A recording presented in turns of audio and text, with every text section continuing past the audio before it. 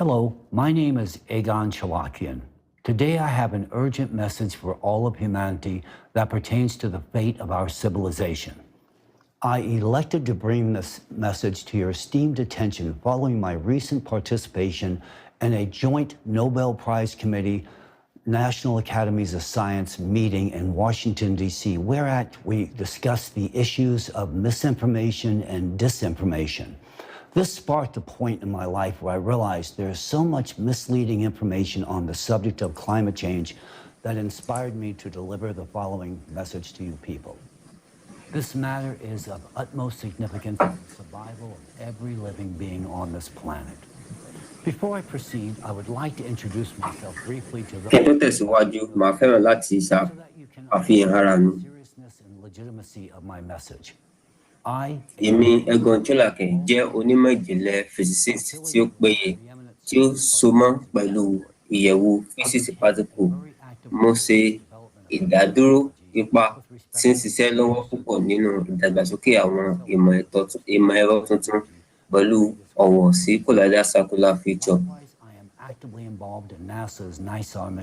Mo nípa nínú NASA iṣẹ́ sátáláìtì àkọ́kọ́ láti gba dátà pẹ̀lú àwọn agbóhùnsáfẹ́fẹ́ gíga àti nítorí náà ṣe àkíyèsí ọ̀pọ̀lọpọ̀ ìlànà art láti àwọn ìwọ̀ sísan ti àwọn glaciers àti àwọn yìnyín. Ní àfikún, mo jẹ́ ọmọ ẹgbẹ́ tí ń ṣiṣẹ́ lọ́wọ́ ti International Association of Intelligence Educators àti òṣìṣẹ́ òfin owó orí kárí ayé.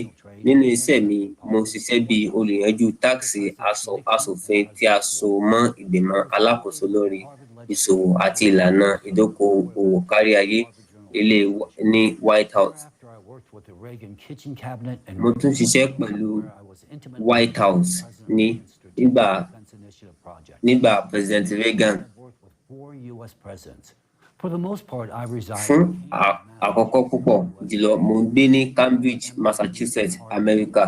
Ilé sí méjèèjì àti ilé ẹ̀kọ́ gíga Harvard, níbi tí mo ní àwọn ẹ̀kọ́ ní ìpele pẹ̀lú ìpín àti ìmọ̀ ìjìnlẹ̀ ti ara.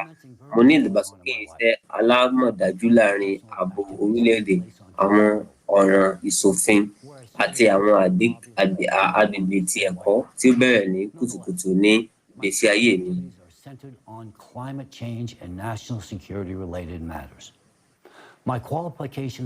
Àwọn ìwé àfijẹ́rìí mi láti ṣe àlàyé nípa bí ojú ọjọ́ ṣe ń yí padà. Ó hàn gbọdọ̀ pé ilé ayé ní ìrírí ìgbéga ìyára tí ojú ọjọ́ gíga àti àwọn ìṣẹ̀lẹ̀ geodynamic. Ìgbésókè pàtàkì kan wà ní ìṣẹ̀lẹ̀ àti títóbi ti ilẹ̀ yíya volcano, hydrological, atmospherical, gravitational àti àwọn àìṣedéédé gbogbo.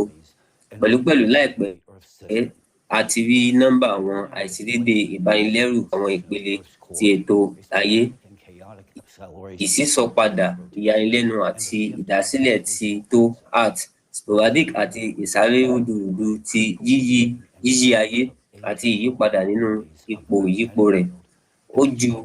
Ojú ìṣẹ̀lẹ̀ yìí jẹ́ ìdàpọ̀ nípasẹ̀ ìrẹ̀wẹ̀sì tó ṣe pàtàkì àti ìfarahàn tí àwọn àṣemáṣe fi ayé ọfà àti ìyípadà nínú àkójọpọ̀ àwọn fẹ́lẹ́fẹ́lẹ́ òkè sí ojú ayé.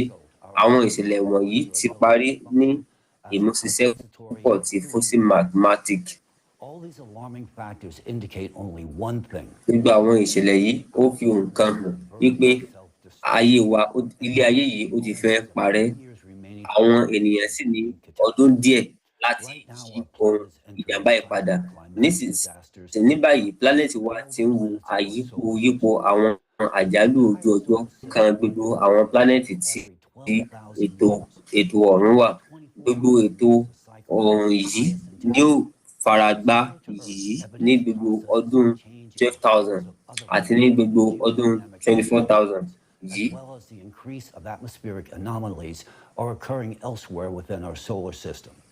This in turn would suggest that these cycles are caused by Èyí ní àpẹẹrẹ ti àwọn àjálù ojú ọjọ́ lóòrèkóòrè tí à ń gbé lónìí, èyí tí ó lè já sí ìparun ti ẹ̀dá ènìyàn àti ilé ayé wa tí a bá wo Mars a mọ̀ pé ìlànà Canaan ti ìhùwàsí tí ó wúlò jẹ́ olùránnilétí tí a sọ̀tún ti àyànmọ́ ìparun ti ayé yìí. Àwọn ọ̀rẹ́ mi, èyí ni ibi tí mo ti ń bá yín sọ̀rọ̀ lónìí. This is the backdrop from which I am now speaking with you today. Until now, our planet Títí di báyìí, láti dàbí ẹni pé ìṣàkóso láti borí gbogbo àwọn ìyípo àjálù ti ṣáájú. Ní báyìí, síbẹ̀síbẹ̀, ó jẹ́ ohun tí ó bọ́gbọ́n wà láti nírètí pé Earth kì yóò ní agbára láti dínkù ìyípo lọ́wọ́lọ́wọ́ yìí. Ìdí àkọ́kọ́ tí a ń dojú kọ èrò kẹ̀kẹ́ ìparun jẹ́ ìfọ́síwẹ́wẹ́ anthropogenic lásán. Ní pàtó, àwa ènìyàn ti ja ogun lórí àwọn òkun. We humans have rendered our oceans utterly unable to transfer excess endogenous heat to the atmosphere, a requisite and integral function. Currently in the depths of Lọ́wọ́lọ́wọ́ báyìí, nínú àwọn ìjìnlẹ̀ ilé ayé, àpọ̀jù agbára ìparun apanirun ti kórajọ. Agbára àkójọpọ̀ kan náà sì ní láti gbé egbòogi ayé jáde lọ́nà yíyára kánkán. Irú sísílọ tí ibi ìhámọ́ agbára yóò mú nípa ìparun lórí ká dáadáa àti ìbúgbámú rẹ̀. Ronú ti ìṣẹ̀lẹ̀ yìí bí ìkọlù ọkàn ìkẹyìn ti ìyá Earth. And the alarming progression and intensity of damage inflicted upon human life. Well recognizing from my personal experience that the correlated topic was Nípa ìrírí mi, mo mọ̀ pé funded academic research arenas, my interest in this highly sensitive subject was consequently intensified.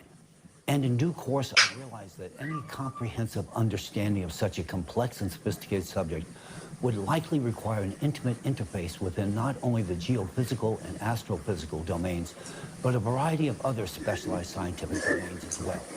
Such a realization quickly established the exceedingly broad depth of knowledge and resources required to gain a firm handle on the subject at hand.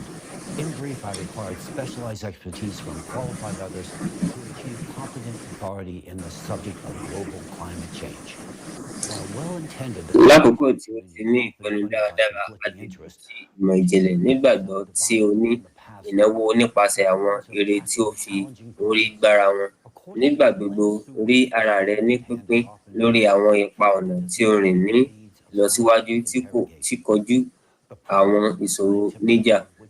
Gẹ́gẹ́ bẹ́ẹ̀, àwọn nípasẹ̀ ìfi kókó ọ̀rọ̀ tí ó wà ní ọwọ́ nígbà gbogbo ń wo nígbà gbogbo kò ní ìbámu pẹ̀lú àwọn ìwúlò ti ìfọ̀rọ̀wánilẹ́nuwò ìmọ̀ ìjìnlẹ̀. And the associated risk of imminent destruction of our planet can only be investigated with the use of a global interdisciplinary approach. Ìbéèrè ni pé báwo ni a ṣe lè ṣe àṣeyọrí èyí? Èmi kò ní ìdáhùn sí ìbéèrè yìí fún ìgbà pípẹ́. Ní òtítọ́, títí di ọdún 2022 láti jẹ́ òótọ́, ó wà ní Washington DC níbi tí ìdáhùn ti ń gbà níparí. Ní oṣù kọkànlá ọdún 2022, a pè mí gẹ́gẹ́ bí agbẹnusọ sí ìṣẹ̀lẹ̀ kan tí ó wáyé ní National Cathedral, Washington DC. Àwọn búlọ́ọ̀kù méjì kan sí ilé White. Ìṣẹ̀lẹ̀ náà jẹ́ ìgbẹ̀yìn sí àwọn ọ̀ràn geopolitical àti pé ó wà nípasẹ̀ Amẹ́ríkà tí ó parí àti àwọn alámọ̀dájú ti ìjọba àjèjì. Ní ìṣẹ̀lẹ̀ yìí ni mo kọ́kọ́ gbọ́ ìjábọ̀ ìyípadà ojú ọjọ́ pàtàkì kan tí a fi ránṣẹ́ nípasẹ̀ àwọn ọmọ ẹgbẹ́ ti ìpín Amẹ́ríkà ti ṣe àkànṣe àwùjọ creative tí wọ́n tún jẹ́ àwọn agbọ̀rọ̀sọ tí a pè. Climate catastrophes on Earth, along with the possibilities for predicting and mitigating them as well. Although it was not a comprehensive report, but rather a succinct summary, I discerned its profound scientific value even during this presentation. This is because it contained scientific data wà nípa ní fìdí ìjẹ́rìí wà ń bẹ. As well as a deep geophysical analysis of the dynamics of processes occurring within the Earth's core and their interrelation with cyclical processes in space. Unique indeed. I found the rhetoric very intriguing. Mo rí i pé àsọjáde wọn wúni lórí gan-an, ó sì bá òye tèmi nípa ọ̀ràn náà mú pẹ̀lúpẹ̀lú.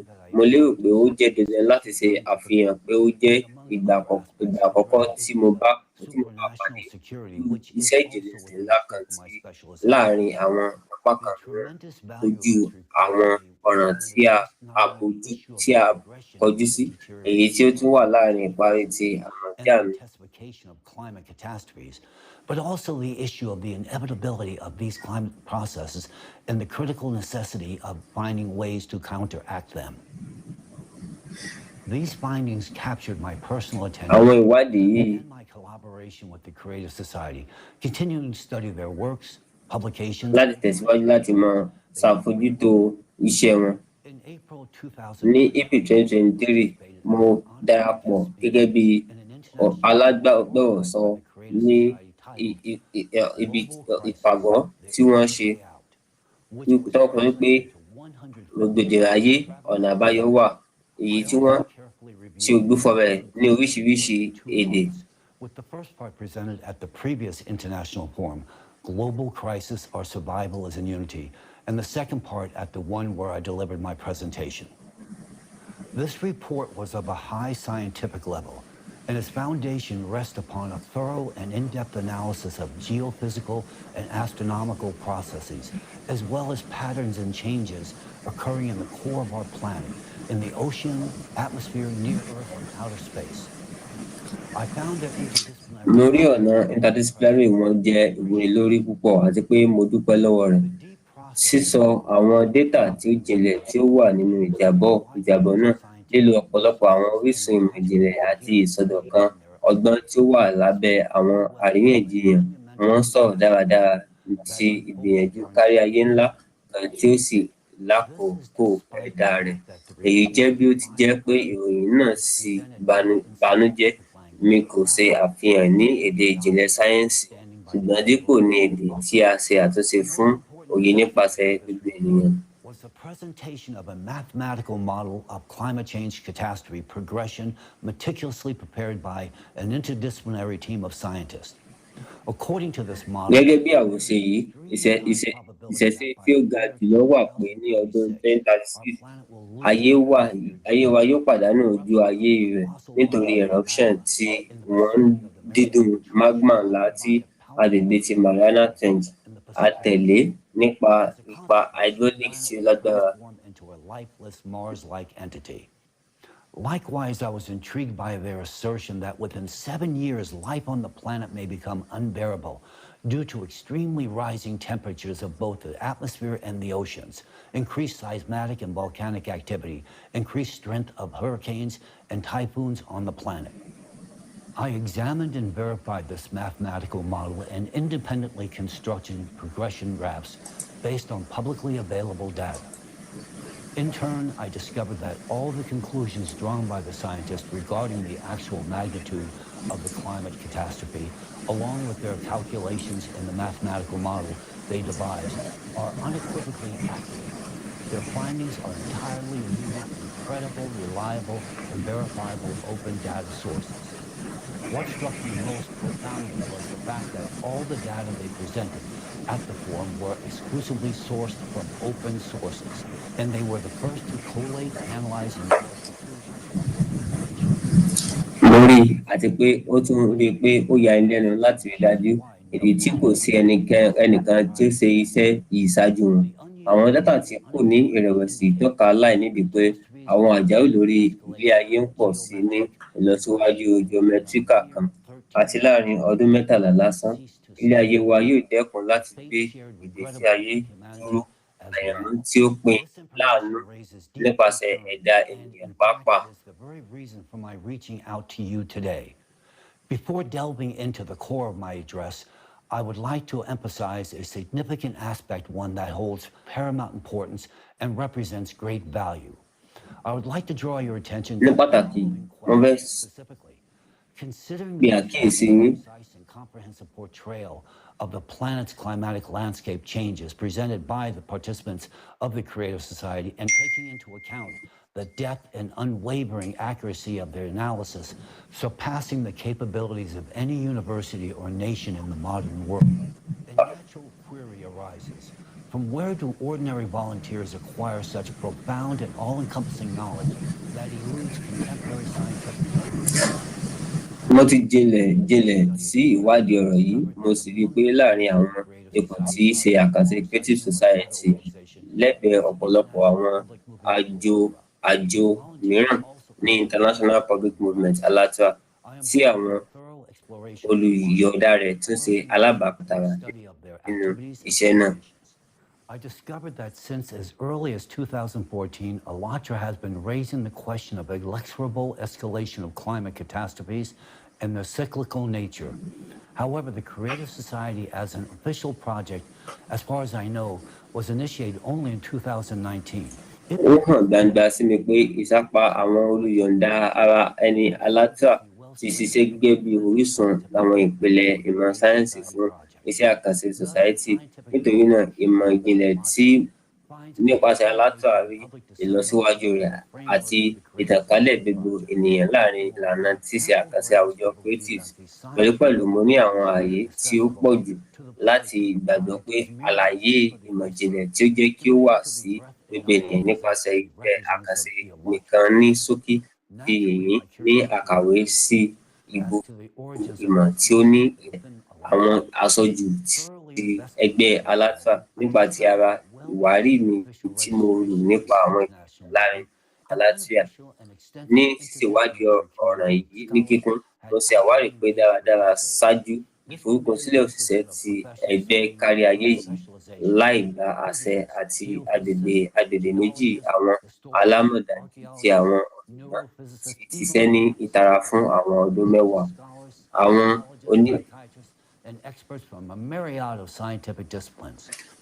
Àwọn ọ̀jọ̀gbọ́n wọ̀nyí túká káàkiri ọ̀pọ̀lọpọ̀ àwọn ilé ẹ̀kọ́ ìmọ̀ ìjìnlẹ̀ àti àwọn ilé ìṣeré ní àwọn orílẹ̀-èdè oríṣiríṣi ní gbogbo àgbáyé. Ohun tó sọ gbogbo wọn ṣọ̀kan jẹ́ òǹgbẹ ojúlówó fún ìmọ̀.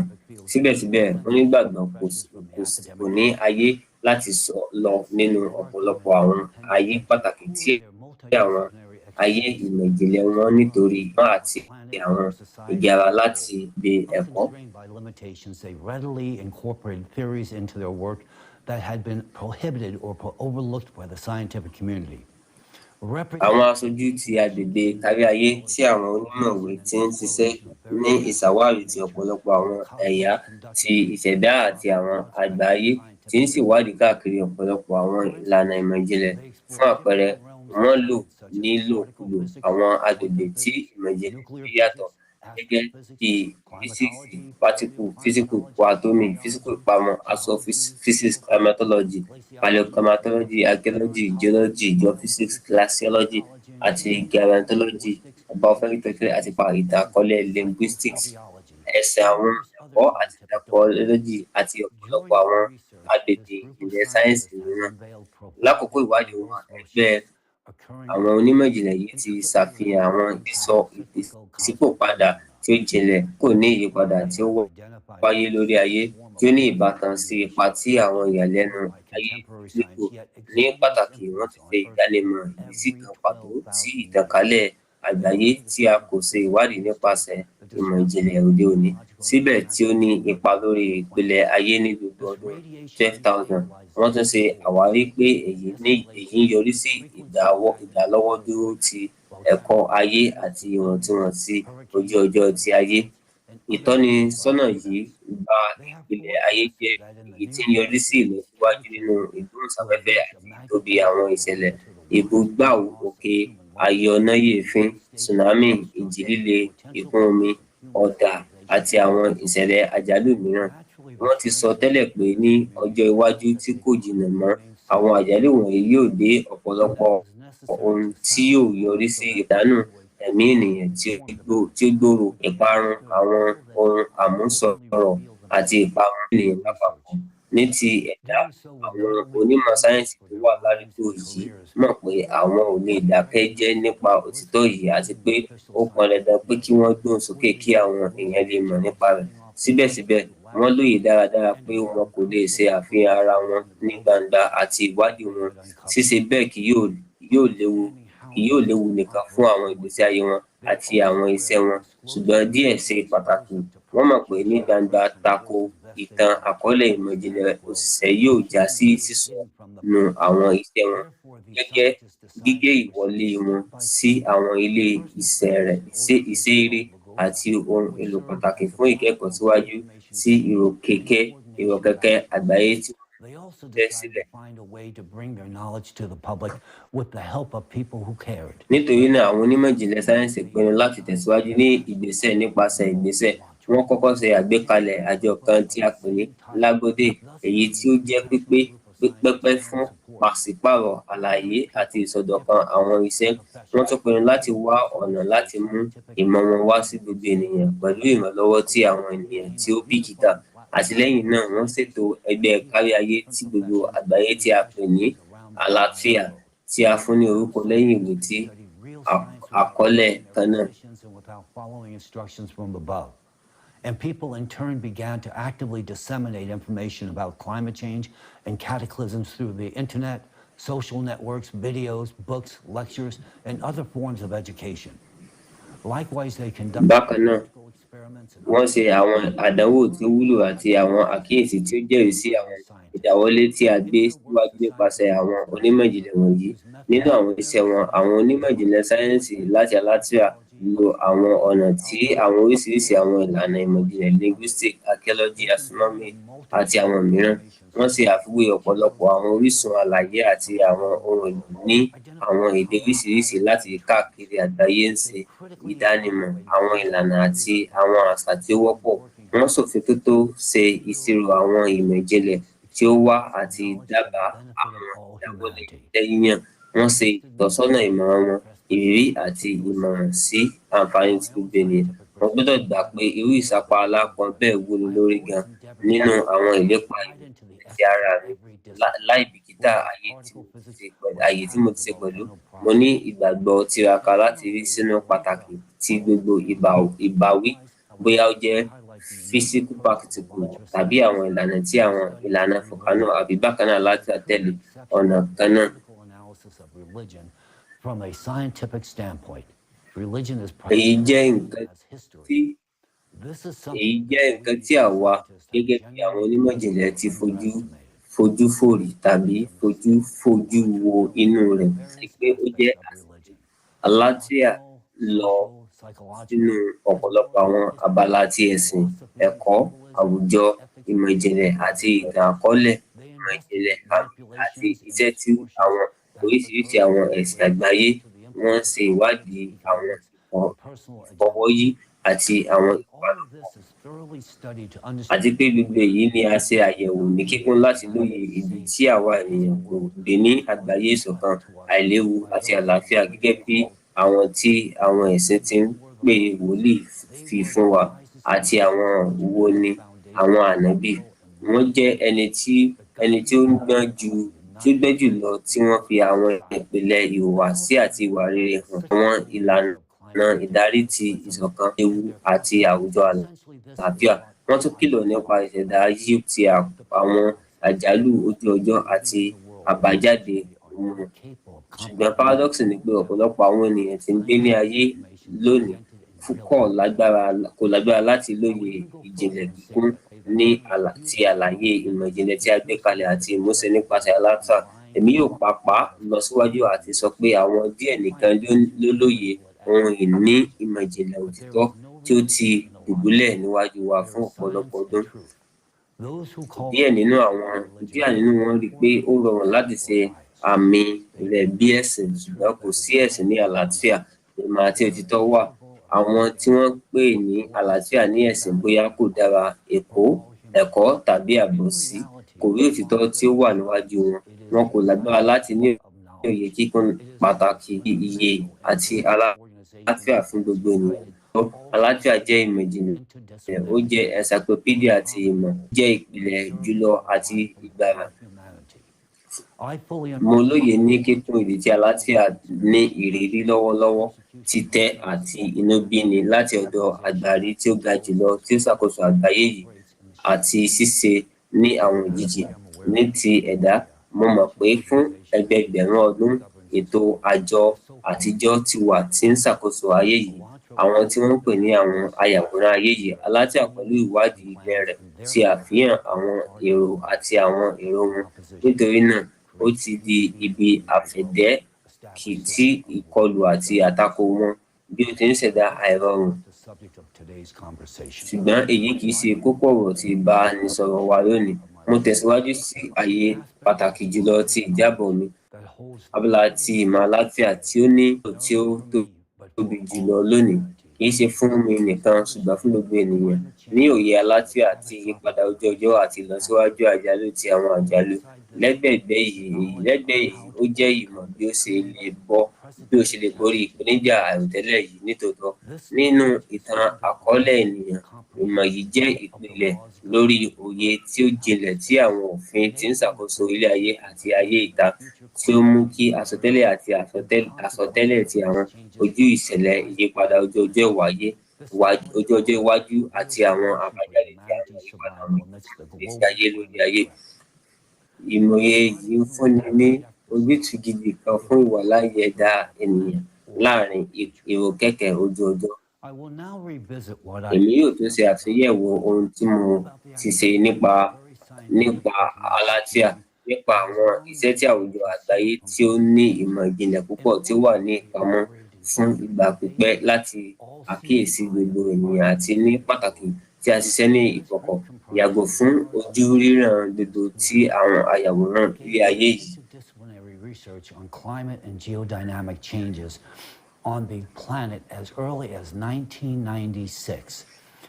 Ní dédé lẹ́yìn náà pé àwọn ìyípadà ìdáran àkọ́kọ́ ní ìpìlẹ̀ ti ilé ayé wáyé tí a rí nípasẹ̀ àwọn ìyípadà nínú ayé ọ̀fà àti àwọn pàrámítà geography ti ayé.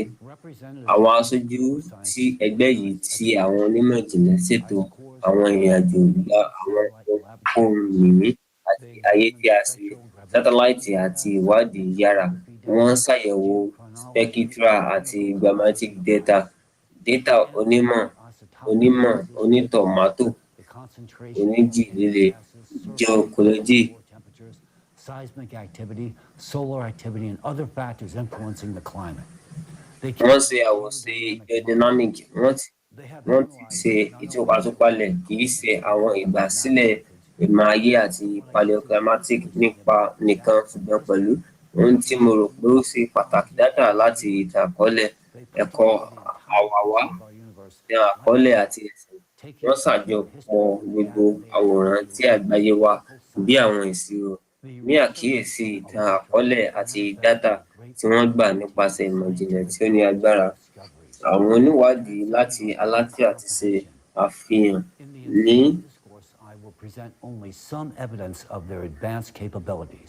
èmi yóò fi àpẹẹrẹ kan hàn. Ní ọdún mẹ́wàá sẹ́yìn, wọ́n ṣe àfihàn wíwá wọn pé sísan neutrinos endogenous láti inú ìpìlẹ̀ tí a ti ń kéde àwọn ìṣẹ̀lẹ̀ gidigidi tí ń bọ̀. Ìfihàn yìí ìbéèrè tí ó ní agbára tí a ṣe nípasẹ̀ ìmúṣiṣẹ́ tí àwọn ohun èlò wíwá neutrino tó ṣe Portable detectors could be carried by a single person, which is a striking difference compared to huge modern neutrino observatories, which require extensive buildings and laboratories to function. Ní àwọn àkókò àìpẹ́ nìkan ni ìmọ̀ ìjìnlẹ̀ òde òní tí a jẹ́rìí pé sísan neutrino láti àwọn ìjìnlẹ̀ àti ti pọ̀ sí nítòótọ́ láàárín àwọn agbègbè kan pàtó tí ń ṣiṣẹ́ bí agbárùn apanirun fún àwọn ìwárìrì tí ń bọ̀. Àwọn onímọ̀ ìjìnlẹ̀ sáyẹ́ǹsì ti àlàáfíà kò já gbogbo àwọn agbègbè ìmọ̀ ìjìnlẹ̀ ní àgbáyé nípasẹ̀ àwọn ìwádìí. A ṣe àwọn ìpinnu kan náà nìkan ní àwọn ọdún lẹ́yìn tí wọ́n ti ṣàṣeyọrí wọn tipẹ́tipẹ́ ṣáájú wa. Scientists of Elantra alerted us that the number of climate refugees would increase and that this issue demands urgent attention. They warned of massive unregulated climate migration.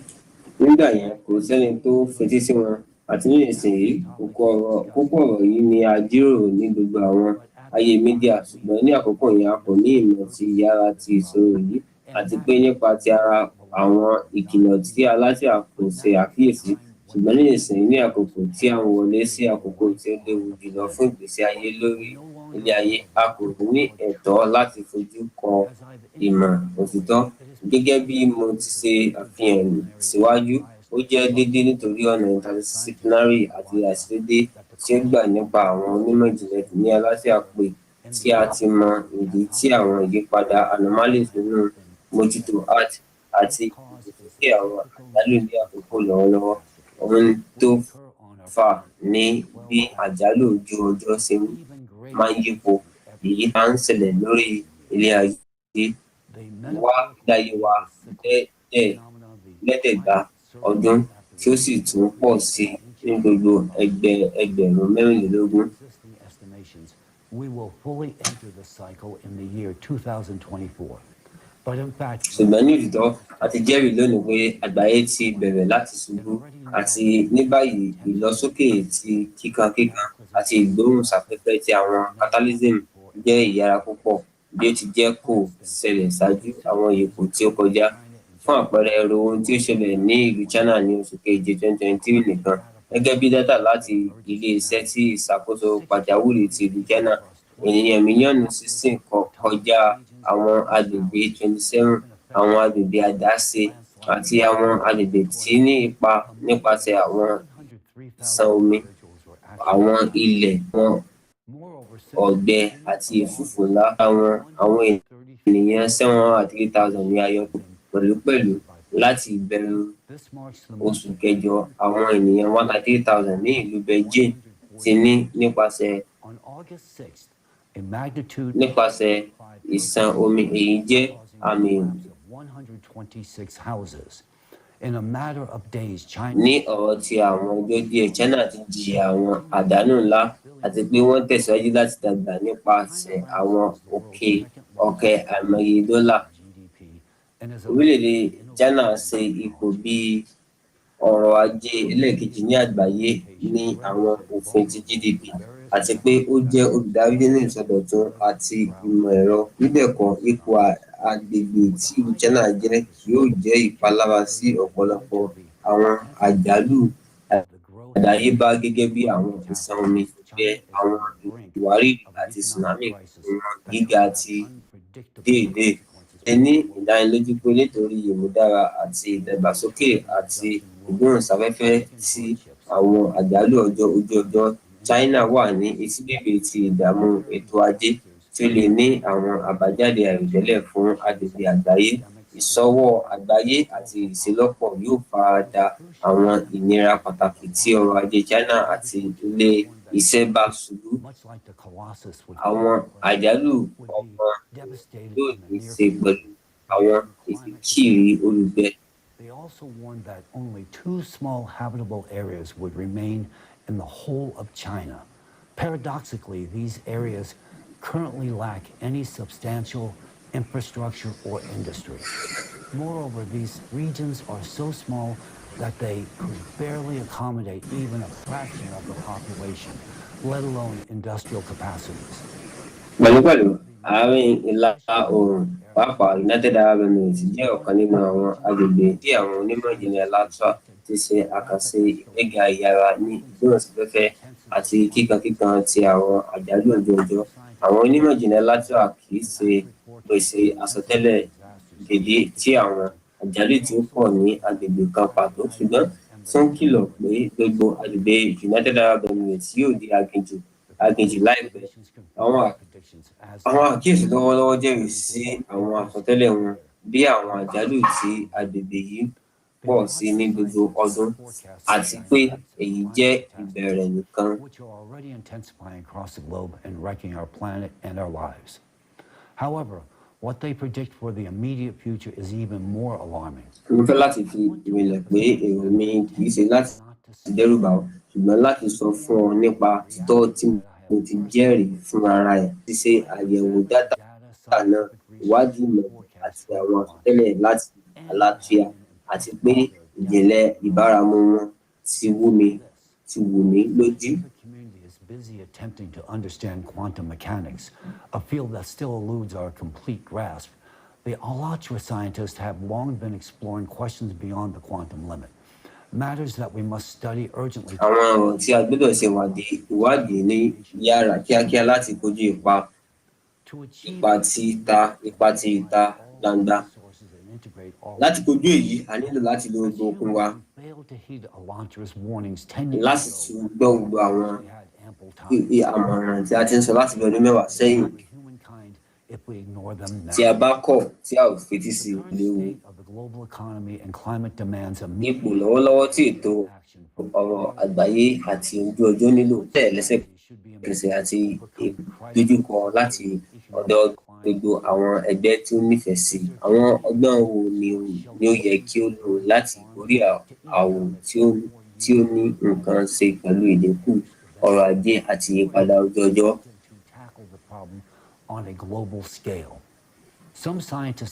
Díẹ̀ nínú àwọn onímọ̀ ìjìnlẹ̀ sáyẹ́ǹsì àti àwọn olùpilẹ̀ṣẹ̀ ètò ìmúlò jiyàn lòdì sí ìtànkálẹ̀ àlàyé nípa bí ó ṣe lè burú jù ti ipò náà láti yàgò fún dídá ìjayà àti ìparun àwùjọ. Síbẹ̀síbẹ̀, irú ọ̀nà bẹ́ẹ̀ lè jẹ́ ewu bí ó ṣe ìdíwọ́ wíwá fún àwọn ojútùú tó wúlò sí ìṣòro yìí. Ó jẹ́ àkín sí ipò kan níbi tí aláìsàn kan ti ní àrùn tí ó kọ̀ láti lọ sí ọ̀dọ̀ dókítà nírètí fún ìwòsàn ara ẹni. Ní irú àwọn ọ̀ràn ikú aláìsàn pọ̀ ní pàtàkì. Nítorí náà, ìfọ̀rọ̀wérọ̀ ṣíṣí nínú ìpinnu láàrin gbogbo àwọn CO2 èyí tí ó jẹ́ ní òtítọ́ ẹ̀rọ ìsanpadà lákòókò gígùn ọdún 12,000 ti àwọn àjálù. It's the result of ocean warming that leads to CO2 emissions. Ìgbésẹ̀ àdáyébá tí tẹ̀lé ní ìsanpadà fún ìgbéga. This is a natural process. Why? Because our planet will increase CO2 concentration through all possible means. Our planet now needs an increase in CO2, not a reduction. The growth of CO2 concentration occurs every time during the cycle, as unbiased studies of ice cores show, and the scientists of Elantra have been openly spoken about this for some time. How does this compare? Báwo ni ẹ̀rọ ìsanpadà yìí ṣe ń ṣiṣẹ́? Kúrò òkun ní ìbẹ̀rẹ̀ ṣàfẹ́rí ojú ayé pẹ̀lú àwọn omi àtẹ̀lẹ̀ nípasẹ̀ àwọn ìtújáde okùn CO2 tí ó dá dúró, ṣíṣẹ̀dá ààbò lòdì sí ìtànkálẹ̀ ìta ní àwọn ìpele àárín sí ojú ayé tí pèsè ààyè fún ìgbésí ayé láti tẹ̀síwájú lórí ayé. Àpẹẹrẹ kan ti farahàn nípasẹ̀ àwọn àkíyèsí ìgbà pípẹ́ ti iṣẹ́ ṣíṣe ti ẹ̀kọ́ ayé ti Earth ní dídé lákòókò àwọn ọdún 12,000 àti ọdún 24,000. Ìlọsókè nínú nọ́mbà àti agbára àti ọ̀pọ̀lọpọ̀ àwọn irú eruptions volcano pẹ̀lú àwọn stratovolcanoes. Ìyẹn jẹ́ apá kan. Òkun náà tún ṣe ipa ìsanpadà pàtàkì ní ìṣáájú. Ó gbé ìgbóná àìlópin láti àwọn ìpìlẹ̀ Earth sínú afẹ́fẹ́. Nítorí náà ní ìgbà náà, òkun náà tún ṣe alábàápín sí ìṣelọ́pọ̀ tí ó pọ̀ jù ti àtẹ̀gùn ní àwọn ìsàlẹ̀ ti afẹ́fẹ́, ṣíṣẹ̀dá àwọn ipò fún ìgbésí ayé. Nígbà kan náà, àwọn oníná nípa gbígbé CO2 sínú àwọn ìpele òkè tí ojú ayé ṣẹ̀dá àpáta kan tí ó dáàbò bo Earth láti ìtànkálẹ̀ àgbáyé. This is indeed alarming, as in previous cycles, èyí jẹ́ ohun tí ó burú gan-an. preserve life on the planet during cyclical catastrophes. Yet we've deprived ourselves of this protection, thereby exacerbating the already highly intense 24,000-year cycle of disasters even further.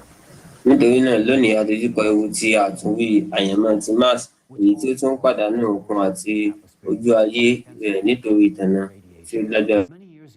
Ní ọ̀pọ̀ ọdún sẹ́yìn, ìmọ̀ sáyẹ́ǹsì aláfíà gbìyànjú láti sọ gbogbo èyí fún wa. Wọ́n sì ń gbèrò nípa ipò àjálù tí àti ipa tó ṣe pàtàkì jùlọ ní ọjọ́ iwájú pílánẹ̀tì wa nígbà tí a kò tíì ní ìríran tó ṣe kedere àti ìmọ̀ kíkún nípa ìṣòro yìí.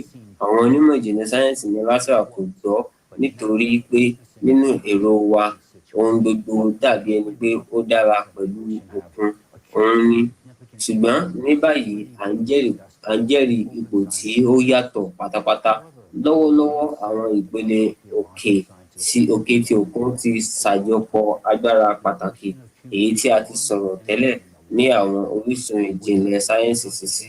Síbẹ̀síbẹ̀, wọ́n dákẹ́ nípa ohun tí àwọn onímọ̀ ìjìnlẹ̀ sáyẹ́ǹsì aláàtìwá ti ń sọ fún ìgbà pípẹ́ pé òkun ń ṣàjọpọ̀ agbára púpọ̀ díẹ̀ sí i ní àwọn ìpele ìsàlẹ̀ àti pé ìkójọpọ̀ ooru yìí ní ìparun lórí afẹ́fẹ́ wa àti pé à ń rí àwọn àbájáde tìyẹn lónìí. To solve this most crucial task. We can still save our planet. However, if we delay our actions, we might very well fail to avoid the catastrophe coming upon us. Lónìí, planet wa lójú kọ àjálù tí kò dárí èyí yóò dàbí àìnírètí tí kì í bá ṣe fún ọ̀kan pàtàkì ìfọ́síwẹ́wẹ́ àlàáfíà. Àwọn aṣojú ti àlàáfíà bẹ̀rẹ̀ sí kìlọ̀ fún wa ní gbangba nípa ewu ojú ọjọ́ ní ọdún mẹ́wàá sẹ́yìn, nípa ìrọ̀kẹ̀kẹ̀ ewu tí ó wà lórí ayé àti gbogbo ènìyàn, àti pé wọ́n fún wa ní ojútùú gidi kan. Ṣùgbọ́n a gbọ́ tiwọn bí rárá. Ṣé àwùjọ onímọ̀ sáyẹ́ǹsì gbọ́? Rárá. Àwa gẹ́gẹ́ bí onímọ̀ sáyẹ́ǹsì ka ara wa sí ọlọ́gbọ́n jù lọ láti fetí sí ẹlòmíràn. Èmi náà rí bẹ́ẹ̀. Mo ti mọ̀ láti gbẹ́kẹ̀lé dátà ti ara mi nìkan, àwọn ìṣirò ti ara mi àti àwọn ẹ̀rí ti ara mi. Àti ní báyìí, mo fúnra mi ṣàyẹ̀wò gbogbo dátà tí àlàáfíà ti pèsè, ṣe ìdánilójú àwòṣe mátímátíkù tí ó sọ tẹ́lẹ̀ ìlọsíwájú geometrical ní ìdàgbà àwọn adájú ojú ọjọ́. Mathematical model. I possess sufficient professional experience and competence to confirm the fact that it is truthful, accurate, and reflects the actual dynamics and the trend. Yes, it's not a reassuring trend, but that doesn't make it any less real. Any scientist can verify this independently by simply conducting their calculations using open data. This mathematical model is absolutely real, just as real as the fact that modern humanity has less than 10 years to take swift and vigorous action for its own survival. Ó lè dàbí fún ọ pé mo dárúkọ àlàáfíà nígbà gbogbo, ṣùgbọ́n ó jẹ́ nítorí pé ó lè máa mọ̀ ní kíkún iyè àti pàtàkì ti àwọn ìfúnni wọn sí ọjọ́ iwájú wa. Tí ó bá jẹ́ pé a ti tẹ́tí sí láìpẹ́ sí ohun tí àwọn aṣojú ti àlàáfíà ń sọ fún wa láì ṣe àìní lónìí, a ò tí ì ní kojú gbogbo àwọn ìdojúkọ tí ojú ọjọ́ ń dojúkọ. A ò ní pàdánù ẹ̀mí ọ̀pọ̀ ènìyàn, ṣùgbọ́n a ò gbọ́ wọn. The knowledge from Alatra is so extensive and profound that only a few well-educated individuals can fully comprehend it. But those who can understand that we are responsible for conveying this value. Bẹ́ẹ̀ni, mo lóye dáadáa pé ìmọ̀ràn láti Alatra jẹ́. Why I'm here speaking to you about the importance of Alatra's knowledge. Bóyá èmi kì yóò tí ì rí èyí tí èmi kò bá pàdé àwọn aṣojú ti àwùjọ creative ní Washington DC. Ní àkókò yẹn, bí wọ́n ti ń sọ̀rọ̀ ní gbangba, gbóyà àti pẹ̀lú ìfòyebánilò tí wọ́n fi ń jíròrò, mo rí i pé àwọn ènìyàn yìí mọ nǹkan tí wọ́n ń ṣe, wọ́n sì mọ ìdí tí wọ́n fi ń ṣe é. Ní báyìí, mo fẹ́ sọ fún ọ wípé àlàáfíà náà wọ́n fún wa ní àǹfààní.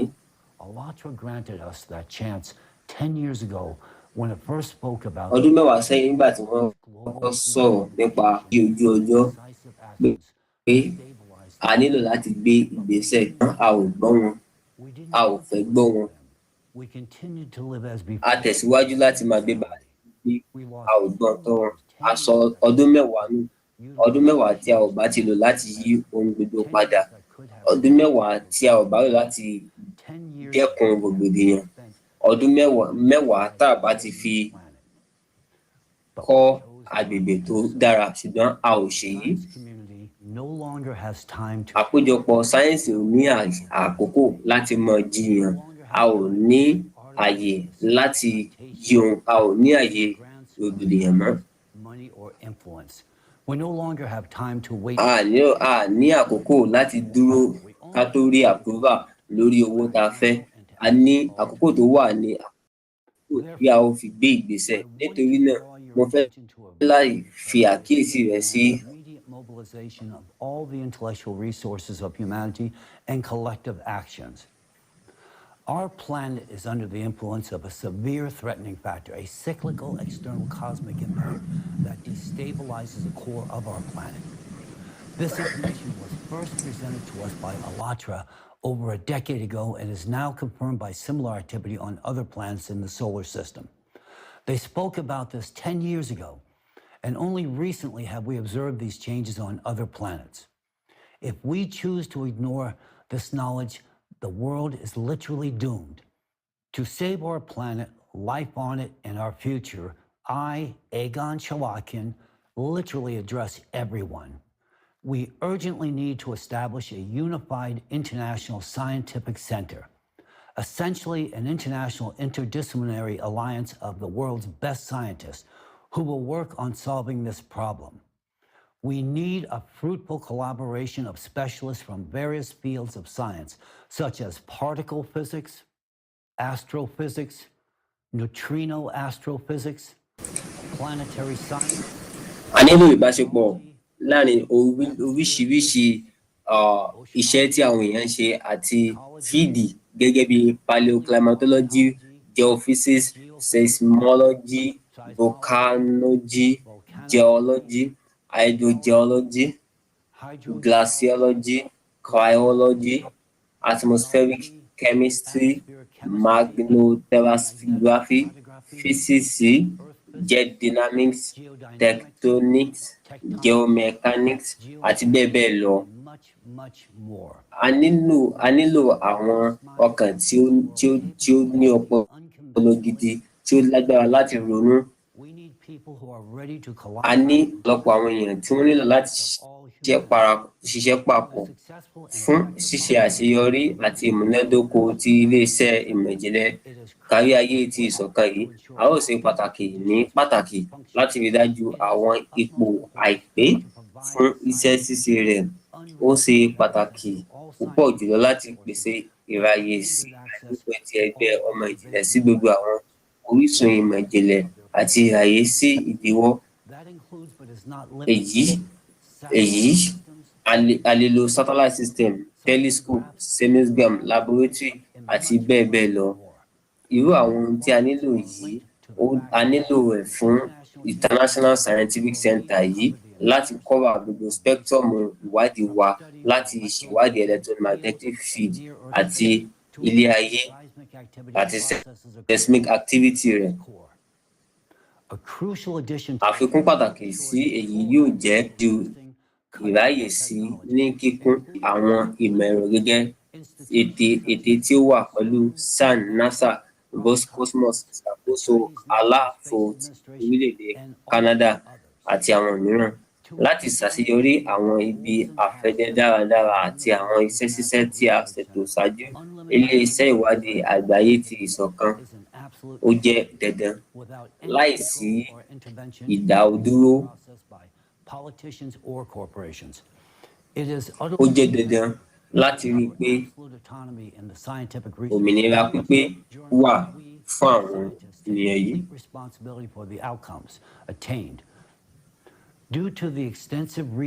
Nítorí ìwádìí ńlá àti ìrírí pàtàkì tí ó ṣàjọpọ̀ nípasẹ̀ ẹgbẹ́ ìmọ̀ ìjìnlẹ̀ ti ALLATRA, àwọn ìwádìí ìmọ̀ ìjìnlẹ̀ wa yóò bẹ̀rẹ̀ láti òfìfo ṣùgbọ́n láti ayé ìbẹ̀rẹ̀ ìdáràn dá lórí ìmọ̀ àti òye tí àwọn onímọ̀ ìjìnlẹ̀ ALLATRA. Ọ̀nà tuntun sì fi tí wọ́n dábàá, èyí tí ó kọjá agbègbè tí àwọn èrò mẹkáníìkì quantum. Mo fẹ́ sọ pé mo mọ bó eléyìí ṣe wúwo tó. Solely for the benefit of society. We cannot allow our scientific achievements to A ò gbọdọ̀ jẹ́ kí ètò ìmọ̀ sáyẹ́ǹsì wa kó bọ́ sí ọwọ́ àwọn tí kò tọ́. A gbọdọ̀ lò ó observe strict confidentiality during dáradára nínú iṣẹ́ wa. protection against unauthorized access to our research. Confidentiality is quite Àṣírí jẹ́ pàtàkì láti rí dájú pé èyíkéyìí àwọn àṣeyọrí wa ni a ó lò fún ìgbàlá ẹ̀dá ènìyàn nìkan àti ìlọsíwájú síwájú ti iṣẹ́ ayé gbogbo ènìyàn lórílẹ̀ ayé yìí fún ìdàgbàsókè àti ṣíṣẹ̀dá àwọn irú ohun ìyà tuntun tí ó tọ́ka sí ẹ̀dá ènìyàn. Ọpẹ́ fún Alatra, a ní àǹfààní láti gbógun ti global climate. A ní àyè láti lo àyè láti this community possesses has tremendous potential to significantly ìmọ̀ ìjìnlẹ̀ tí agbègbè yìí ní agbára ńlá láti mú ìdára àwọn ibi àfẹ́dé tí ó wà níwájú wa lónìí bí a ṣe dojúkọ àwọn ìtàláyè. Iṣẹ́ ńlá wà níwájú wa pẹ̀lú àwọn ohun tó le gan. Iṣẹ́ wa kò ní rọrùn, bẹ́ẹ̀ ni kò ní jẹ́ kíá. A ó rí àwọn ìdojúkọ, ṣùgbọ́n a gbọ́dọ̀ ṣetán, a ò sì gbọ́dọ̀ give up. A gbọ́dọ̀ jẹ́ akíkanjú, a gbọ́dọ̀ dúró ní òmìnira, a gbọ́dọ̀ dúró ní ìṣọ̀kan bí jẹ́ onímọ̀ èdè ìgbà ayé là. Dídá kíákíá ìwádìí àgbáyé ti ìṣọ̀kan sáyẹ́ǹsì yóò jẹ́ pàtàkì fún ṣíṣe àṣeyọrí iṣẹ́ pàtàkì wa. Mo tẹnumọ́ pé èyíkéyìí ìdádúró ní ṣíṣàkóso àti ṣíṣe àgbékalẹ̀ ẹgbẹ́ onímọ̀ ìjìnlẹ̀ ti ìṣọ̀kan ó ń dín ìtẹ̀síwájú kù.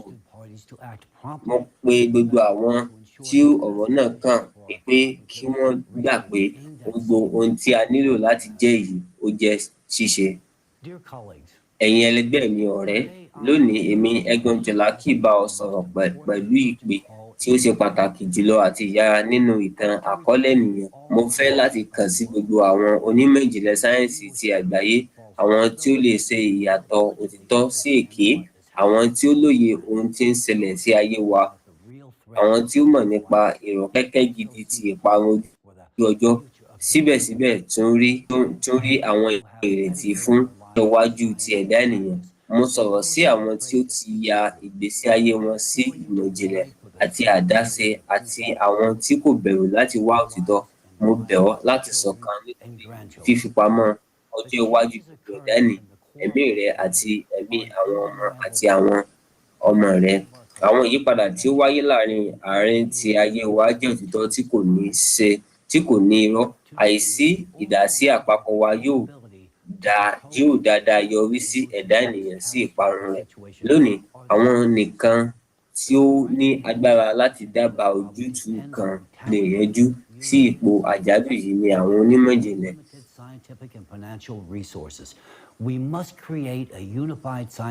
A gbọ́dọ̀ dá ojúmọ̀ ọ̀kan science community tí kò ní ipa pẹ̀lú ètò ìṣòlí. A gbọ́dọ̀ ní ọkàn ìṣọ̀kan ti ìṣọ̀kan. A kò gbọ́dọ̀ dá iṣẹ́ yìí dá àwọn olóṣèlú. A ò lè fi àwọn ohun ìní tó ṣeyebíye ṣòfò lórí àwọn sójà àti àríyànjiyàn. A ò lè fojú fo ìyípadà ojú ọjọ́ tó ń ṣẹlẹ̀ lónìí bí a ò bá fẹ́ kí ayé yìí parun. Mo pe gbogbo àwọn onímọ̀ ìjìnlẹ̀ sáyẹ́ǹsì tí ó bìkítà nípa àyànmọ́ ti ẹ̀dá ènìyàn láti darapọ̀ mọ́ ṣíṣẹ̀dá ilé-iṣẹ́ ìmọ̀ ìjìnlẹ̀ kárí ayé kan ti ìṣọ̀kan. Ìdí rẹ̀ yóò jẹ́ láti ṣe ìwádìí ìmọ̀ ìjìnlẹ̀ àti kojú ìrọ̀kẹ̀kẹ̀ ojú ọjọ́ àgbáyé. Láìpẹ́, ìwọ yóò ní àǹfààní láti wá gbogbo àlàyé nípa iṣẹ́ àkànṣe yìí lórí ojú omi pẹ̀lú fọ́ọ̀mù kan láti fi ìbéèrè rẹ sílẹ̀ àti àwọn ìwé àṣẹ mìíràn. Mo dúró de èsì rẹ tí o bá bìkítà nítòótọ́ nípa ọjọ́ iwájú ti ẹ̀dá ènìyàn. A nílò ní kíákíá láti fi ìdí ilé-iṣẹ́ ìṣọ̀kan ìkan múlẹ̀ fún ìwádìí ìmọ̀ ìjìnlẹ̀ tí yóò ṣiṣẹ́ lórí láti yanjú ìṣòro tí ó nira jùlọ àti títẹ̀ ní àkókò wa. The leaders of the world's nations with an urgent call. Bury the hatchets of war and come to the negotiation table. It's time to start thinking about a unified global economy and a consolidated, united world. This is not just an expression of my views, it is an absolute necessity to ensure the survival of our planet. Mo fẹ́ ṣèdúró pé Also recommend that kí o you find wá ìhà láti close san attention to the model of ìfojúsí creative sí àwòṣe ti àwùjọ enormous èyí prospects tí ó fúnni ní àwọn ìrètí ńlá fún ìdàgbàsókè àti àìsèké fún àwùjọ méjèèjì lápapọ̀ àti lúkúlùkù. Síbẹ̀síbẹ̀ tí ó ní ọjọ́ iwájú ní àkókò tí ó wà báyìí á dúró lórí etíbèbè ti àjálù àgbáyé tí ó lè fa ilé ayé láti ṣe àtúntò Mars. Mo tẹnumọ́ pé ìwọ̀nyí kì í ṣe àwọn àlàyé tí kò ní ìpìlẹ̀. Òótọ́ ni èyí. Ó ṣe pàtàkì fún ọ láti lóye títóbi iṣẹ́ tí àwọn onímọ̀ ìjìnlẹ̀ gbọ́dọ̀ ṣe láti yàgò fún ojú ìṣẹ̀lẹ̀ yìí. Àwọn onímọ̀ ìjìnlẹ̀ sáyẹ́ǹsì yóò nílò gbogbo àwọn orísun tí ó wà, pẹ̀lú àwọn tí ó tọ́ka lọ́wọ́lọ́wọ́ sí àwọn oògùn, àwọn èròjà àti àwọn tí ìbáṣe nípasẹ̀ ìbàjẹ́. Ìṣeyọrí iṣẹ́ ṣíṣe tí wọ́n yìí nílò ìdánilójú. A nílò àtìlẹ́yìn rẹ multi-vector mechanism to save our planet. láti gba ilé ayé yìí là pẹ̀lú ìfọwọ́sowọ́pọ̀ oríṣiríṣi onímọ̀ sáyẹ́ǹsì ní gbogbo àgbáyé. A ní ó pẹ́ jù ọdún 10 láti yanjú gbogbo èyí. Fún ìdí èyí, mo lérò pé lónìí àfiránṣẹ́ yìí gbogbo ènìyàn ní ògbó láti olórí orílẹ̀-èdè, àwọn akọ̀ròyìn àti gbogbo ènìyàn. 10 years ago at least, when Alatra first raised the alarm about the global climate threat. Back then we didn't. Nígbà tí Alatra kìlọ̀ fún wa ní bí ọdún 10 sẹ́yìn, a ò kíra mọ́, ṣùgbọ́n mo lérò pé a ó gbọ́ ohun tí mo sọ ní òní, tí a ó sì bẹ̀rẹ̀ sí ṣe ohun tí yẹ kí a ṣe kí ẹ̀dá ènìyàn lè ṣàṣeyọrí.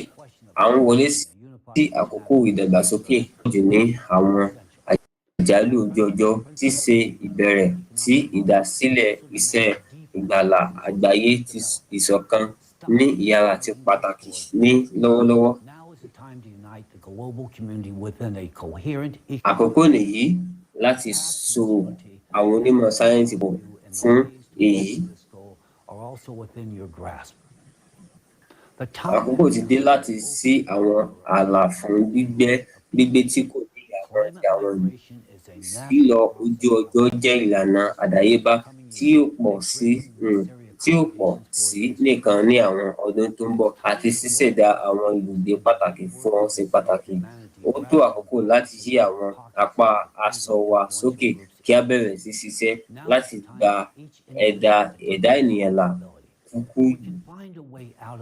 Àbáyọ wà nínú ìjàmbá ojú ọjọ́, ṣùgbọ́n ohun tí a nílò ṣe kéyìí tó lè ṣẹlẹ̀.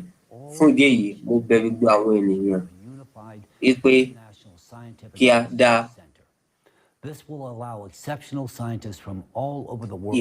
ìmọ̀ sáyẹ́ǹsì, ìwádìí ìmọ̀ sáyẹ́ǹsì ní gbogbo àgbáyé. Èyí yóò jẹ́ kí a lè ṣe àṣeyọrí. As the path we embark on goes beyond even quantum physics. It is much more profound. Thanks to the knowledge provided by Alatra, we understand where to go next in our research. I am addressing. Èmi ń bá ọ sọ̀rọ̀ kì í ṣe bí àwọn aláṣẹ, ṣùgbọ́n bí ènìyàn tí ó fẹ́ láti gbé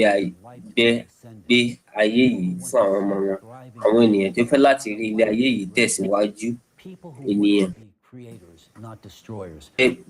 gba ayé là tí kò fẹ́ parun, àwọn tí ó fẹ́ ayé yìí kí ó tẹ̀síwájú tí kì í ṣe òpin rẹ̀. Mo bẹ̀ ọ́ pé kí o tẹ́tí sí ọ̀rọ̀ mi. Àǹfààní ìkẹyìn fún wa nìyí láti gba ayé là. A ò ní ọdún tàbí oṣù mọ́. the climate Cerberus appears on the doorstep of their house.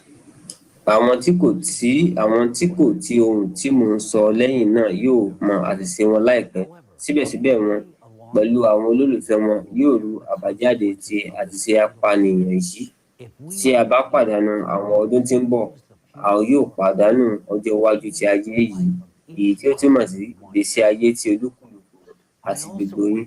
Mo tún fẹ́ láti bá gbogbo ènìyàn sọ̀rọ̀, gbogbo ènìyàn ní àgbáyé. Èmi Egon Cholakian sọ̀rọ̀ sí ọ gẹ́gẹ́ bí àwọn aṣojú ti àwọn orílẹ̀-èdè oríṣiríṣi, àwọn ẹ̀sìn tàbí àwọn ológun olóṣèlú, ṣùgbọ́n gẹ́gẹ́ bí ẹ̀dá ènìyàn tí ó ṣọ̀kan, gẹ́gẹ́ bí àwọn ará ìlú tí ń gbé lórí ayé aláìlẹ́gbẹ́ àti ìpalára kan.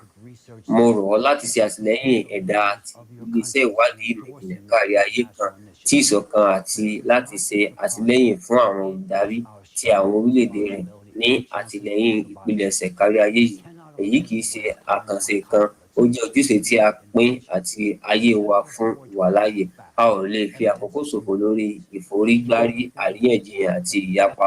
A kò lè ní àǹfààní láti fojú pa àwọn òtítọ́, ẹ̀rí àti àwọn ìkìlọ̀, kò ní àǹfààní láti jẹ́ aláìnáání sí àyànmọ́ ti ẹ̀dá ènìyàn àti olúkúlùkù wa. A gbọ́dọ̀ yí ayé padà àti fà gẹ́gẹ́ bí àwùjọ kan. A nílò láti gbà ní àkókò kúkúrú tí ó ṣeé ṣe. Ó tó fún ìfọwọ́sowọ́pọ̀, kì í ṣe ìdíje. Àwùjọ wa. We are facing a global danger that threatens all. À ń dojúkọ ìjàmbá tí ó dojúkọ gbogbo ayé. It won't change anything because we will die along with them. So why should we hate? No, there's no time for that now. Therefore, I simply ask you, forget about past conflicts. Start anew. Support those who are willing to work for the common good. Support presidents who endorse creating a united and unified international scientific research center. Ẹ ṣe àtìlẹ́yìn àwọn onímọ̀ sáyẹ́ǹsì fún àpapọ̀ wọn. Báyìí ni àkókò ìpinnu onígbésí ayé ti ayé wa àti gbogbo ènìyàn. Jẹ́ kí a ṣe ohun gbogbo ní agbára wa láti tọ́jú ayé yìí àti ààbò ọjọ́ iwájú wa. Dúpẹ́ lọ́wọ́ yín. Kí Ọlọ́run kí ó ràn wá lọ́wọ́.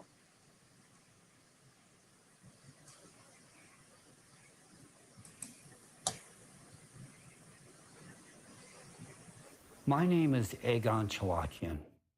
In view of the exceedingly alarming situation, the unprecedented progression of destructive climate catastrophes on our planet, I urgently wish to appeal to the three global leaders upon whom, in my estimation, the future of all humanity depends.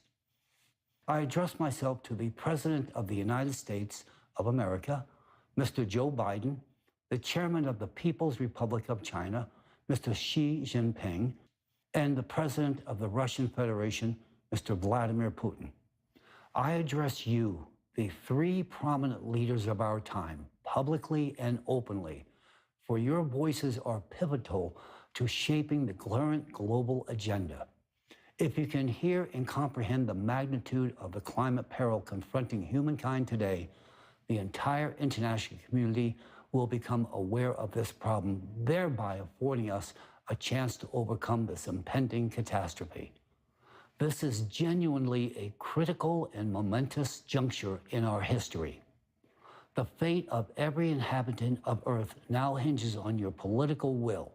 I am compelled to make this urgent statement in my role as a representative of the world of science, as a multidisciplinary scholar reflecting top-tiered academic and laboratory affiliations, who likewise enjoyed intimate working relationships with 4 U.S. presidents.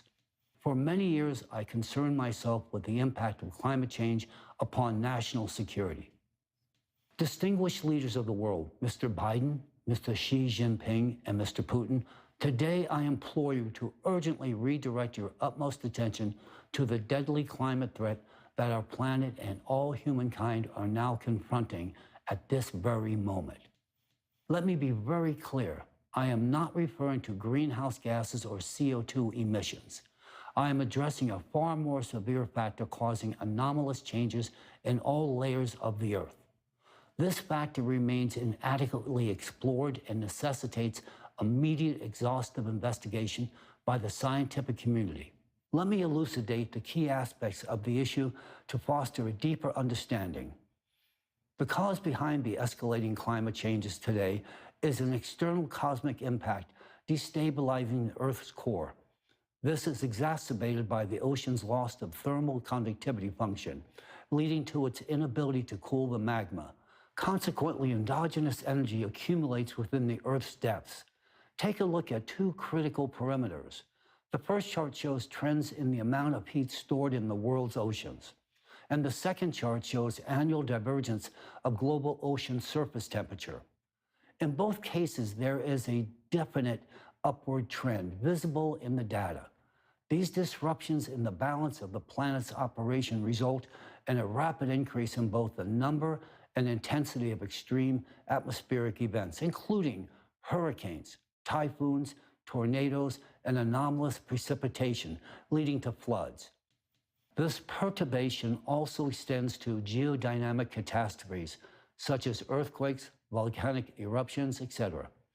Furthermore, according to a mathematical model devised by the international scientific group ALLATRA, the escalation of climate catastrophes occurs in a geometric progression from which it ensues that in just 7 years, as a consequence of the cataclysms on Earth, there will be hardly any habitable place remaining.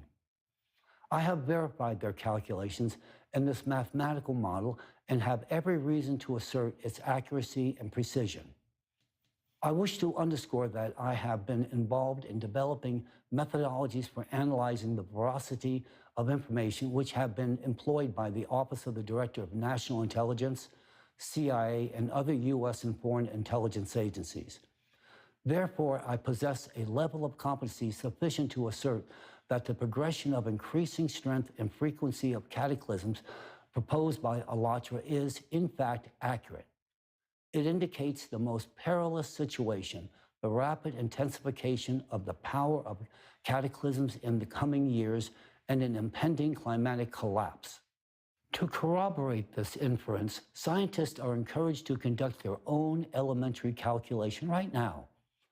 Any doubts will be dispelled within observing the progression of alterations in the ocean for the past 3 years. This includes scrutinizing such criterion as alterations in the ocean's chemical composition, temperature regime, and gas exchange. These 4 reference factors speak for themselves. If a collective analysis were undertaken, it would be realistic to deduce that we are on the brink of collapse, and the future of humanity hinges on the decisions of these 3 individuals. The realization of climate anomalies and progressions that I have referenced signify that in the immediate future, we will inevitably face historical magnitudes of devastation from climate disasters, incurring immeasurable material and financial losses. We will witness an unprecedented surge in the number of climate refugees, compounded by the loss of a massive number of human lives. On 13 August 2023, I made a compelling call to all of humanity, the scientific community, the world leaders, to support the establishment of a unified international scientific research center. This center would facilitate a rigorous and comprehensive investigation of the multifaceted aspects of climate change and the development of effective and sustainable solutions. I initiated this concept with the sole aim of bringing together leading experts in scientific interdisciplinary research and providing them with optimal conditions for productive work. This entails access to all necessary scientific resources and unlimited funding, which can only be achieved with the endorsement and uniform cooperation of the states. In the short span of time since my initial appeal, just a few days back, I have received an overwhelming response from my colleagues, experienced scientists from across the entire globe, who concur with my apprehensions about the global climate predicament and deem it imperative to act in a manner commensurate with the urgency associated with an impending cataclysmic event. Numerous appeals to align with my movement have been received through my dedicated website, And I very much welcome hearing from all others internationally in furtherance of bringing about the establishment of an international team of mixed discipline scientists prepared to tackle this enormous challenge. A good number of scientists have already verified the mathematical model of the catastrophe progression mentioned above and reached the same dire conclusions as I have. The model is entirely accurate. This leads me to ardently believe that we are facing an exceedingly tragic future if we do not take action now. Furthermore, many scientists from a variety of national backgrounds wholeheartedly support the scientific research of ALLATRA and confirm the cyclical nature of the ongoing catastrophes. I have received support from many of my acquaintances and colleagues for the establishment of a unified international scientific research center and their readiness to cooperate within its organizational framework. For those of you possibly entertaining serious involvement with our scientific project, please be aware that I am already receiving an exceedingly extraordinary number of positive inquiries from virtually every part of this world. The movement has gained traction with much public interest. I am pleased that a considerable number of intelligent and responsible individuals and qualified scientists are joining in. In turn, this enhances our prospects for a favorable outcome. The stark reality is that the world is on the brink of a catastrophe. We have no chance of averting this impending catastrophic disaster if we elect to procrastinate any longer. The scientific community is ready to take action immediately, but a political declaration of will is imperative to bring about a full and requisite transition. Therefore, nítorí náà lónìí a ó fi agbára mú mi láti ṣe àfihàn gbangba yìí ní gbangba àwọn olùdarí pàtàkì ọ̀gbẹ́ni Biden, ọ̀gbẹ́ni Xi Jinping àti ọ̀gbẹ́ni Putin. Mo ń bá ọ sọ̀rọ̀ ní gbangba àti kì í sí lẹ́yìn ààyè náà tàbí èmi kò bẹ̀rẹ̀ ìpàdé ti ara ẹni pẹ̀lú èyíkéyìí nínú yín. Kò sí àkókò fún irú ìtẹríba yìí. Ipò náà burú jù.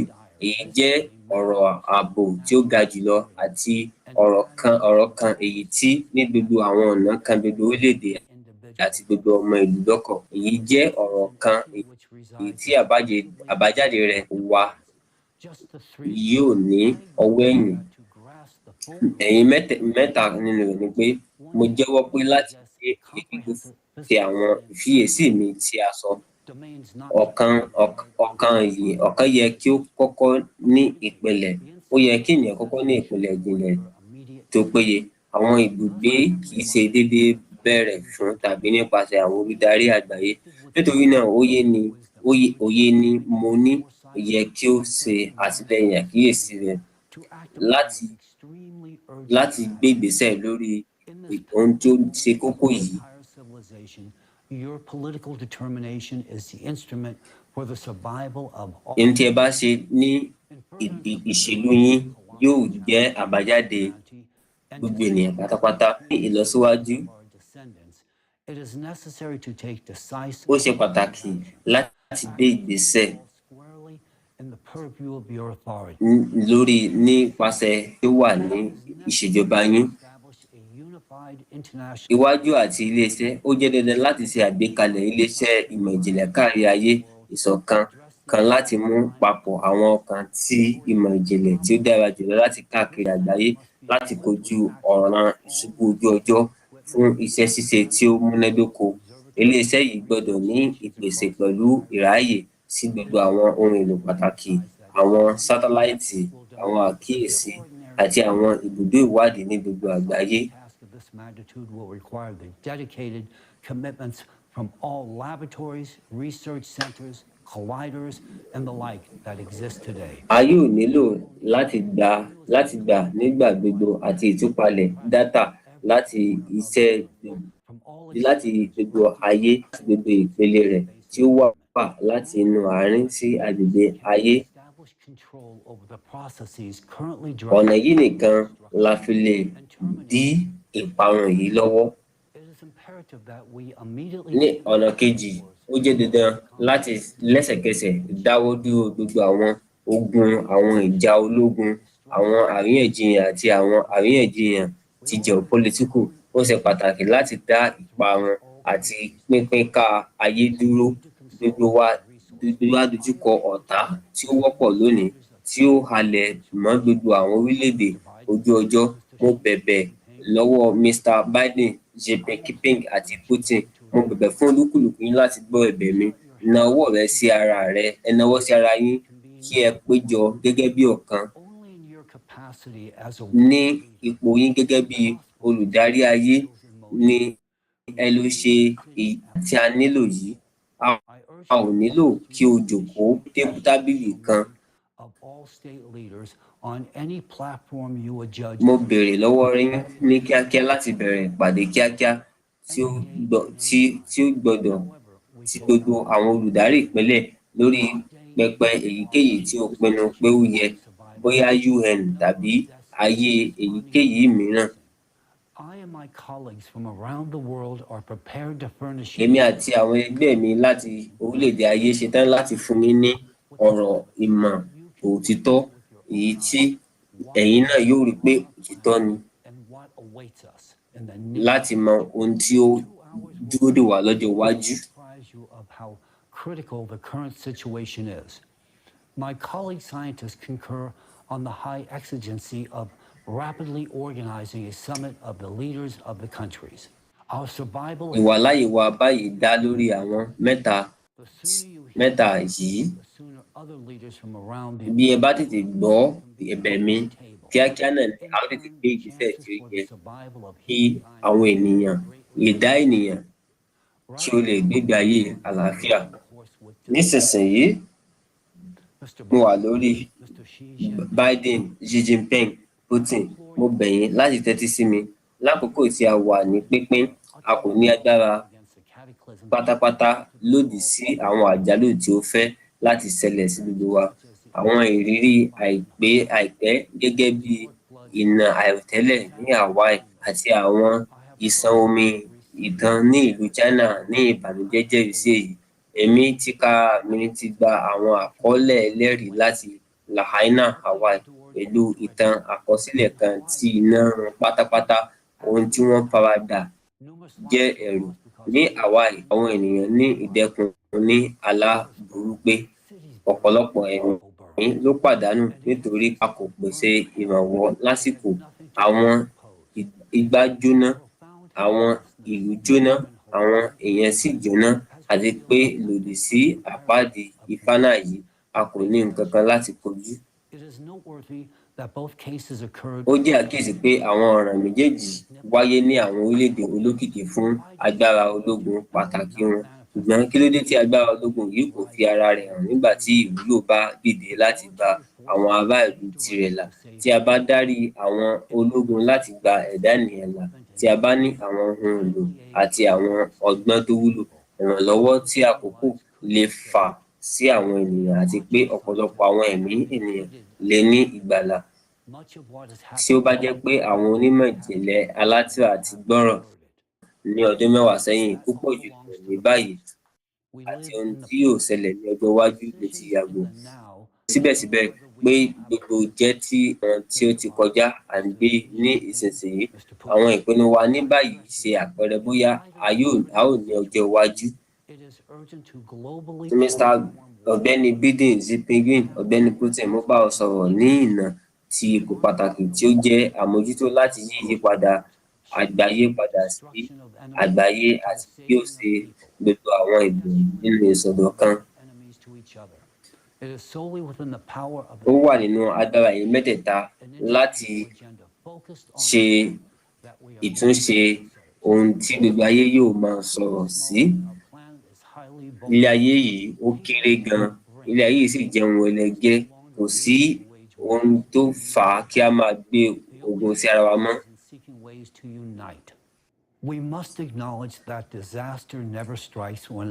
A gbọ́dọ̀ ṣe àkíyèsí pé ìjàmbá kò gbọdọ̀ ṣẹlẹ̀ mọ́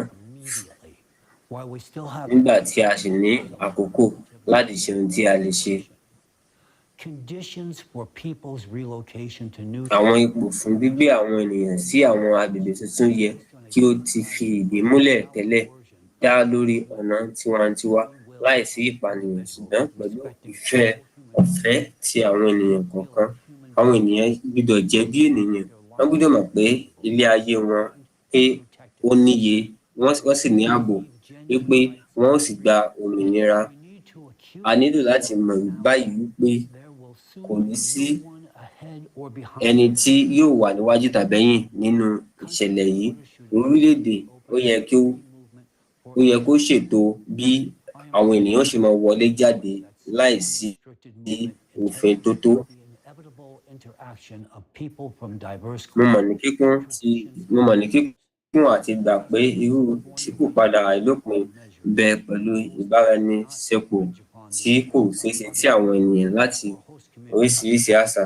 These rules should be founded on humanity and the need to respect each other and live in peace and harmony. It is vital that people don't have artificial reasons. Ó ṣe pàtàkì kí àwọn ènìyàn má ní ìdí láti bá ara wọn jà tàbí láti yẹ̀yẹ́ ara wọn. Ní kedere, gbígbé padà sípò tí àwọn ènìyàn yóò fa ìwúlò láti tún èrò ọrọ̀ ajé ṣe lákòókò tí ó ń ṣètọ́jú àwọn ètò ọrọ̀ orílẹ̀-èdè kọ̀ọ̀kan. Ìṣọ̀kan ètò ọrọ̀ àgbáyé tí ó gbèrò ni a nílò fún pínpín àwọn ọjà tí àwọn ìwúlò pàtàkì àti fún ìmíràn. Ètò ajé ìṣọ̀kan yẹ kí ó wà ní lórí ṣíṣe ìdánilójú àwọn ipò ìgbé láyé ènìyàn fún gbogbo ènìyàn láì bìkítà ayé ibùgbé. Ọ̀gbẹ́ni Biden, Ọ̀gbẹ́ni JP àti Pé tí ó bá ń gbọ́ mi báyìí, tí ó bá ní ìfẹ́ ẹ̀dá ènìyàn àti òye ìdíjupò náà, mo bẹ̀bẹ̀ fún ọ láti mú àpéjọ kan tí àwọn olùdarí àgbáyé tí ó dojú kọ lórí báwo ni a ṣe lè ṣe àtúntò ètò ọrọ̀ àgbáyé kan, dá àwọn ológun rẹ̀ dúró àti tún àwọn ohun èlò ológun tí ó wà tẹ́lẹ̀. Ọ̀rọ̀ sí ọ̀nà fífipamọ́ àwọn ààyè ìṣàkójọpọ̀ àwọn ohun ìjà lónìí kò ní ohun ìjà. Ó ṣe dandan kí a dáwọ́ gbogbo àríyànjiyàn dúró kí a sì dẹ́kun ìṣèjọba pẹ̀lú àríyànjiyàn. Ó ṣe dandan kí a bẹ̀rẹ̀ ní ọ̀nà òtítọ́ fún ọ̀rẹ́ àti ìbọ̀wọ̀ fún oníkálukú. Àwọn tí ó sì lè mú kí èyí ṣẹlẹ̀ sí òun náà ni àwọn olórí ní ìpele mẹ́ta yìí. Ọjọ́ iwájú bílíọ̀nù ènìyàn ó dá lórí ẹ̀yin ènìyàn yìí. Bí a ò bá wá okun fún ìdarapọ̀, ẹ gbọ́dọ̀ mọ̀ yìí pé àwọn ẹ̀dá ènìyàn yóò parun. Kò sí ìṣèlú àríyànjiyàn tí ó yẹ kó dúró ní ọ̀nà yìí. Gbogbo orílẹ̀-èdè ni ó ti ń rí ipa ìyípadà ojú ọjọ́. Ọ̀pọ̀lọpọ̀ orílẹ̀-èdè ló ti jìyà púpọ̀. Kò sì sí orílẹ̀-èdè tí yóò ní faragbá. Bí ojú ọjọ́ ti ń kọjá náà ni ìṣẹ̀lẹ̀ yìí tí ó ń burú sí. Ní ìsìn, a ní ààyè bí ẹ bá gbọ́ wa. Mo fẹ́ bẹ àwọn oníròyìn, gbogbo àwọn akọ̀ròyìn náà pé kí àwọn náà má dúró lásán. Pé mo mọ̀ pé ọ̀rọ̀ yìí kò jẹ́ ohun tó popular, ṣùgbọ́n mo bẹ̀bẹ̀ pé ẹ ro ara yín kí ẹ mọ̀ pé èyí tí ẹ bá ṣe ó dá lórí ara yín àti àwọn ọmọ yín náà gẹ́gẹ́ bí ọmọ orílẹ̀-èdè kan. Of the situation can considerably sway the accuracy of the decision of. Bí àwọn ènìyàn bá mọ̀ nípa ìṣẹ̀lẹ̀ yìí, àwọn adarí náà yóò kọbi ara sí i. Bí àwọn ènìyàn bá ṣe agbátẹrù àwọn irú nǹkan wọ̀nyí, ilé ayé yìí yóò di gbígbàlà. Ẹ̀yin oníwèé ìkọ̀ròyìn ní tí ẹ wà ní Vanguard báyìí, àgbọ́kàn lẹ́yìn láti gba ayé yìí là àti àwọn olóṣèlú àtàwọn onímọ̀ sáyẹ́ǹsì. A nílò láti dá scientific center yìí tí ó kan gbogbogbò ní gbogbo orí ayé sílẹ̀. assist in disseminating this information so that it reaches the presidents of the countries. It must reach all citizens of the àfijáde yìí gbọ́dọ̀ gbogbo ènìyàn ló gbọ́dọ̀ rí àwọn olórí orílẹ̀-èdè àti jẹ́ kí ìpínyà nítorí ètò ọrọ̀ ajé àti ìṣèlú kó pín wa níyà tipẹ́, ṣùgbọ́n nísinsìnyí a nílò láti yí padà. A nílò láti mú ọ̀wọ̀ àti ọ̀wọ̀ fún gbogbo ènìyàn. A nílò láti bá ara wa jà. Bí a bá bára wa jà, ayé wa kò ní jẹ mọ́ ohun.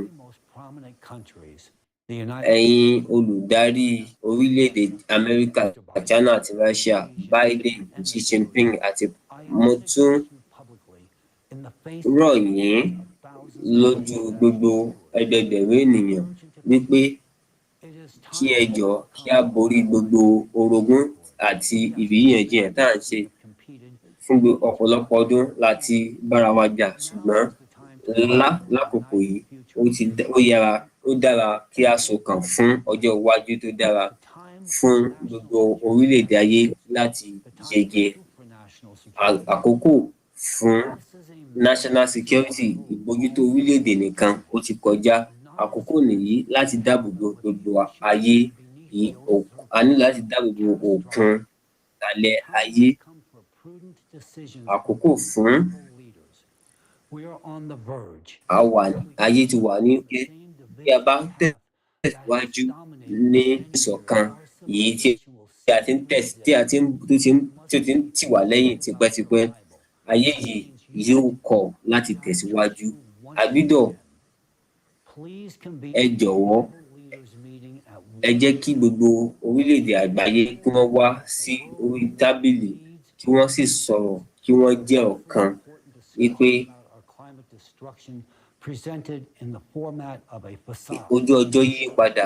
Ó jẹ́ ohun tí ó ṣe pàtàkì kí a sì ní ọ̀nà tí a ó fi máa fún àwọn ènìyàn ní ìròyìn tó tọ́ àti láti dẹ́kun ìròyìn tí kò tọ́. And you will observe for yourselves that this danger is palpable. I am confident you can make the optimal. Ó dá mi lójú pé ẹ lè ṣe. Àwọn ènìyàn kò ní ọ̀nà mìíràn, kò sí orílẹ̀-èdè kan lè dá ìyípadà ojú ọjọ́ nìkan dúró. A nílò láti sora wa pọ̀ láti jẹ́ ọ̀kan ká tó lè borí wàhálà yìí. Àwa onímọ̀ ìjìnlẹ̀ àti mọ ohun tó yẹ ká ṣe, ṣùgbọ́n kí ohun tá a fẹ́ ṣe lè di ṣíṣe, a nílò ìfọwọ́sowọ́pọ̀ àwọn olùdarí orílẹ̀-èdè. Ìgbé ayé tá à ń gbé lánàá kò ṣeé gbé mọ́ lónìí. Àwọn kan lè má fẹ́ gba èyí, ṣùgbọ́n kò sí ohun mìíràn tí a lè fi kún èyí. Nínú ká bára wa ṣe ní ọ̀nà ìṣọ̀kan, ká dẹ́kun àríyànjiyàn, ká sì dáàbò bo ilé ayé tàbí kí ohun gbogbo parun. Mr. Biden, Xi Jinping àti Mr. Putin, èjìká yín ni responsibility dálé lórí. Ìfẹ́ yín àti ohun tí ẹ bá ṣe ni yóò ṣe àbájáde ọjọ́ iwájú wa. Àyànmọ́ tí gbogbo àgbáyé wà ní ọwọ́ yín lónìí. Ohun gbogbo dá lórí ìpinnu àpapọ̀ yín. Tí ẹ bá rí agbára láti wà ní ìṣọ̀kan tí ó sì ṣe ti àkókò, lẹ́yìn náà ọjọ́ iwájú ti ẹ̀dá ènìyàn yóò ní ààyè. Ẹ rò nípa àwọn ènìyàn yín, ẹ rò nípa gbogbo ènìyàn, ẹ rò láìsí ènìyàn kò ní sí ohun kankan. Nípa ohun tí ẹ bá ṣe ni ìgbé ayé yìí fi lè wà ní ìṣọ̀kan. Mo bẹ̀ yín, ẹ má pa ẹ̀dá ènìyàn run. A sì tún ní àǹfààní tí a dá gbogbo ogun dúró. Tí a ò bá dá ogun dúró, ohun gbogbo yóò jẹ́ asán. Ojúṣe yìí ó wà ní ọwọ́ yín. Bí ẹ bá mọ ìjàmbá tí ó wà lónìí, ó dá mi lójú pé ẹ ó ṣe ohun tó tọ́.